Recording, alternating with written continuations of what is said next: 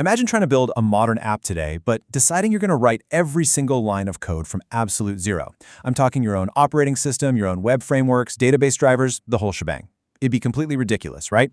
Well, building an AI model from scratch today is exactly the same vibe. You don't train a massive language model from zero any more than you'd write a whole code base from zero. Instead, you look for a foundation someone else already built. And in the AI world, that brings us straight to the ecosystem we're unpacking in today's explainer, Hugging Face.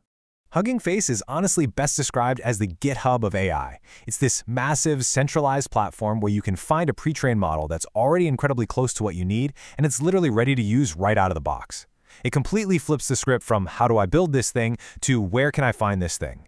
But to really get why this ecosystem is such a game changer, we need to look at how it evolved and how all its moving parts actually snap together.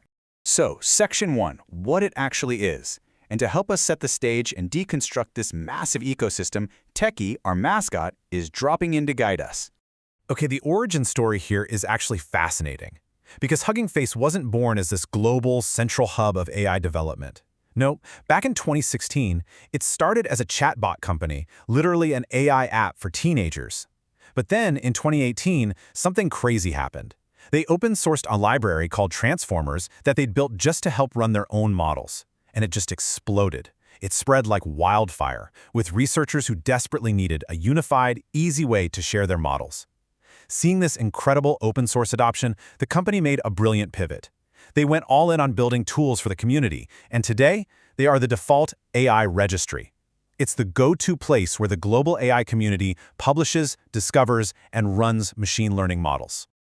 Now, at first glance, the platform can definitely feel a little overwhelming. But if we break it down, it's actually an incredibly intuitive ecosystem made up of 4 modular pieces: the hub, transformers, spaces, and inference endpoints. These 4 pillars work together flawlessly to handle a model's entire life cycle, from the second you discover it right up to production. Which brings us to Section 2, deconstructing the 4 core products. Let's look at what each one actually does. We'll start with the foundation, the hub. This is the actual registry. Think of it as a massive, searchable catalog of models, datasets, and even interactive demo apps. And the key thing to remember here is that these are uploaded by everyone: independent researchers, massive tech giants, individual devs, not just Hugging Face themselves. It operates exactly like a standard Git repository for software. You've got version history, detailed docs, granular access controls. So if you know how to use Git for code, you already know how to manage AI models on the hub. Next up is Transformers. So if the hub is where the models live, Transformers is the code that actually executes them. It's a unified Python library that reaches out to the hub, pulls down the model you picked, and readies it in memory. And this perfectly highlights their whole open ecosystem vibe, because this one library works seamlessly whether the original model was built in PyTorch, TensorFlow, or JAX. It bridges all those different AI frameworks without you having to sweat the details. Now, I really want to emphasize the distinction between these two, because people mix them up all the time. But they do totally different things. The hub is the hosting layer, the registry. Transformers is the execution engine, the Python library. You can absolutely use the Transformers library to run models saved locally on your laptop without ever touching the hub. And on the flip side, you can pull models down from the hub using completely different tools without ever touching Transformers. Most of the time, yes, you use them together, one line of code reaching out to the registry to pull a model into the execution engine. But knowing they're decoupled is absolutely crucial to mastering the ecosystem. All right, the third piece is spaces. Let's say you find a model on the hub, and you just want to see if it works for your specific project. You do not want to download it, set up a local environment, and write a bunch of tedious UI code just to test the thing. Well, spaces are hosted, interactive demo apps built with simple tools like Gradio or Streamlit. They let literally anyone test out a model directly in a web browser, zero setup required. It's a total game changer for rapid prototyping. And finally, we have Inference Endpoints. So you found a model, tested it in the space, and you absolutely love it. Now you need to put it into a live software product for real users. But building and maintaining the back-end infrastructure to run heavy AI models at scale, that is a massive headache. Inference Endpoints solve this by giving you managed servers for real production deployment. They handle all the heavy lifting, the scaling, the server management, so developers can just focus entirely on building their app. Let's move to Section 3. The end-to-end AI workflow. To prove how beautifully this all fits together, let's look at a real-world scenario. A developer who needs to build an automatic document summarizer. Their journey is essentially 4 linear steps: search on the hub, load with transformers, demo on spaces, and deploy via endpoints. Let's map out exactly what that looks like in practice. Step 1. Instead of scraping massive amounts of text data and burning tons of compute to train a brand new summarization model from scratch, which, let's be real, most teams simply don't have the resources to do anyway, our developer just heads to the hub. They search the registry specifically for existing document summarization models, filtering by performance, language, and size until they find the perfect match.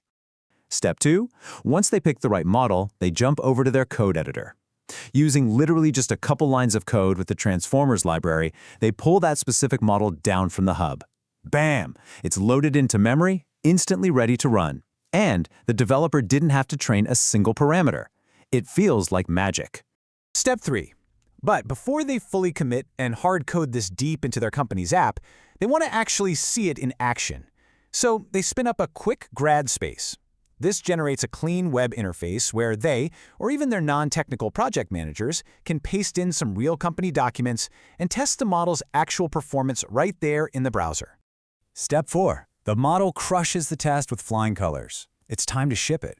Once it's validated, the developer fires up Inference Endpoints. With a few clicks, the model gets pushed to a managed production server. The endpoints handle all the messy hosting infrastructure, making that summarizer securely and reliably available to their actual users. From an idea to a deployed AI feature, leveraging top-tier research in just a fraction of the time. And that brings us to Section 4, why this actually matters. Let's zoom out from the technical stuff for a second and look at how this fits into the broader AI landscape we've been tracking. If you caught our previous explainer on large language models, this should really connect the dots for you. Remember how we talked about those incredibly powerful LLMs built by independent labs and researchers, the ones published openly rather than locked tightly behind some massive tech giant's API? Well, the hub is exactly where they live. It is the open home for the absolute cutting edge of AI models. And if you remember our natural language processing explainer, the name Transformers isn't just a catchy marketing term. It is a direct callback paying homage to the foundational transformer architecture that completely revolutionized NLP tasks before that same architecture went on to conquer computer vision, audio generation, and beyond. This library was literally built to power that exact revolution. When you get right down to it, the macro-level impact of Hugging Face is captured in this one quote. You don't have to start from zero. This platform fundamentally democratizes AI, because training a massive model from scratch takes resources that maybe a handful of organizations on Earth actually have. A platform like this totally levels the playing field. It means a solo dev in their bedroom, a tiny startup, or an independent researcher without a giant supercomputer can still build incredible stuff using genuinely capable, pre-trained models. It is the exact same paradigm shift we saw when open source code revolutionized software decades ago, happening right now for AI models themselves. And with that, Techie is back to help us wrap up this explainer. This massive ecosystem is out there, just waiting for you to build with it. So, my question to you is, are you ready to pull your first model from the GitHub of AI? If you want to see exactly how to make it happen, comment Hugging Face down below, and we'll do a full step-by-step coding walkthrough, pulling and running a real model from start to finish. Make sure you're subscribed so you don't miss that or any of our upcoming deep dives.